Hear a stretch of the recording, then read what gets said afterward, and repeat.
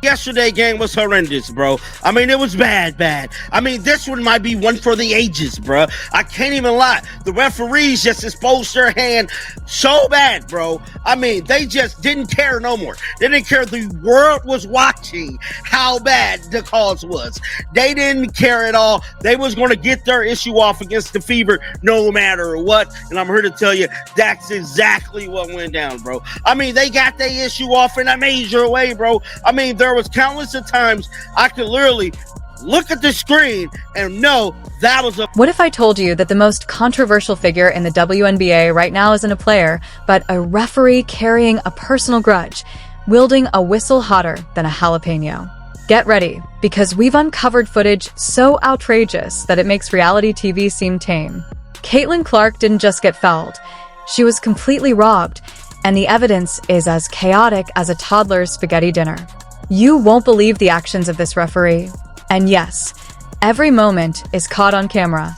Let's dive straight into it. So lads, today the referees gave the report on the situation, and it's even worse. It's even worse than I imagined, and it was pretty grim. Like, it was a pretty grim overall Watching the WNBA and seeing how things are run, seeing how things are done, and after you've seen what it looks like to get it right, and you come in and see something looking really wrong, you're going to call it out. It is what it is. You're going to be critical of players. If they do something shady or classless, you're going to call that out. And once again, the whistle blows.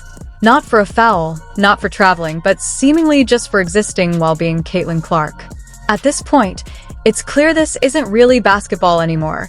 It's a poorly written soap opera with referees playing the role of cartoon villains. Between the missed calls, phantom fouls, and the occasional, oops, I didn't see that punch to the face, the WNBA referees have turned from game officials into chaos-wielding gremlins armed with whistles. I wanted to share with you guys an article that I found that honestly gives us so much insight into the WNBA referees, how they are hired, how much they make, and there's one section that really stood out to me, and they break down essentially why they are making the calls that they make, and they also talk about the influx of new fans flooding to the WNBA. They talk about Caitlin Clark a little bit. This article to me was really telling. It actually came out in January, but it was published by SB Nation, and it's entitled How WNBA Referees Are Scouted, Trained, and Held Accountable. The audience isn't just confused anymore. They're completely drained. This isn't suspense. It's sabotage unfolding in slow motion. Corrupt referees aren't simply messing up games. They're actively stealing the joy from a league that's supposed to be growing. Fans tune in expecting fierce competition, not referee-driven improv theater. It's like watching a cooking show where the judges randomly unplug the oven mid-bake and then blame the contestant. And Caitlin Clark? She's the one being sabotaged, forcing a polite smile while her perfectly layered cake collapses into a messy puddle on the floor. You would think with what they say coming into the season, Kathy was made it her business to let them know that, referees is going to be getting assessed for this next season and make sure they're making the right, proper calls. Man, at this point, we need NBA refs all the time, bro. I don't want these YMCA, junior league, high school ass referees, bro. We need real life refs because as of right now, they're costing the Indiana Fever major games that they definitely need to win. Let's be honest. Caitlin looks exhausted, and not from playing 40 minutes and scoring 30 points. This is the kind of deep, existential fatigue that comes from knowing she could score 60, and someone would still call a charge just because she blinked the wrong way. She's carrying an entire franchise, the league, and a huge portion of women's basketball fandom on her shoulders, while the referees make it their mission to tie her shoelaces together on every single possession. You remember how last year started? You remember the lopsided officiating that we got last year? The All-Star break comes around, the Olympic break rolls around, and then what did we hear from Lynn Dunn? Lynn Dunn goes on the Dan Dockage show and she calls out the officiating. She calls out the referee. She calls out the WNBA. The lopsidedness that is being shown not in favor of the Indiana Fever. The clear biases when it comes to foul calls. The clear biases when it comes to not calling foul calls. Last year, it took us halfway. Of course, she's frustrated. Wouldn't anyone be? Imagine being world-class at your job, performing miracles night after night, only to realize your toughest opponent isn't even on the other team.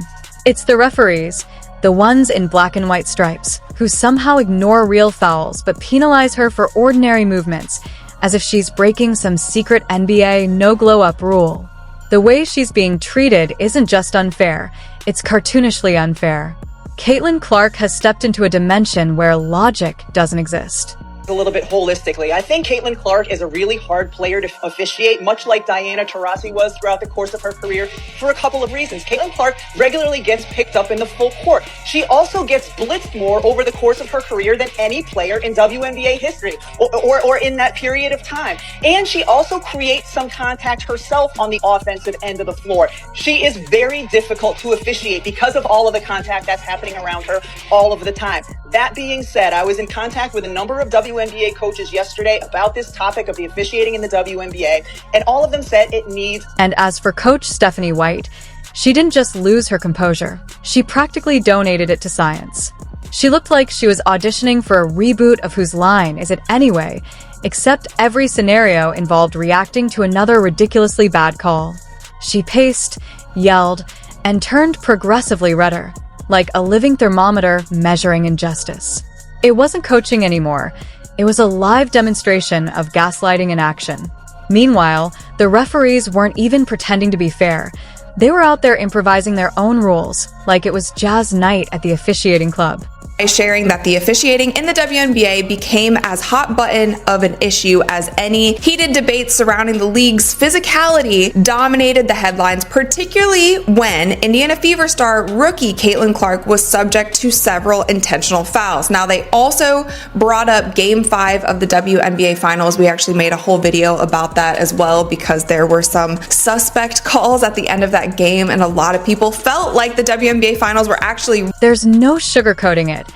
Caitlin Clark is being treated as if she committed a crime against basketball, when all she did was make the game popular again.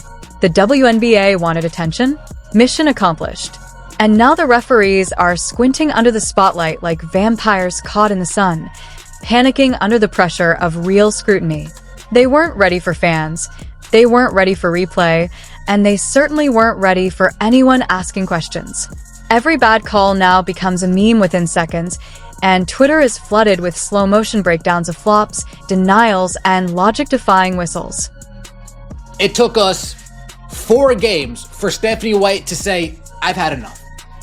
It's taken 4 games for Stephanie White to say, you know what? I've had absolute enough. Game 1, okay. Game 2, okay. Game 3, all right.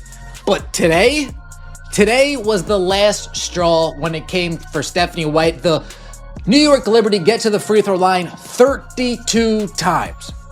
The Indiana Fever this season have a discrepancy minus 31 when it comes to free throws. And somehow, it just keeps escalating. Caitlin goes for a fast break. Bam. Whistle. She makes a clean steal. Oops. Violation. She breathes too aggressively in the key. Technical foul. Meanwhile, the other team is essentially reenacting a UFC promo and getting nothing but high fives.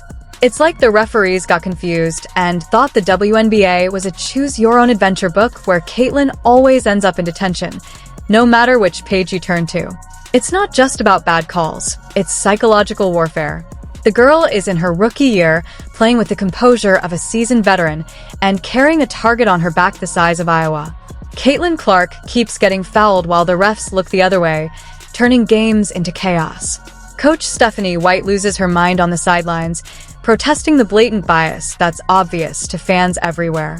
The commissioner remains silent, letting the league appear rigged and leaving players unprotected.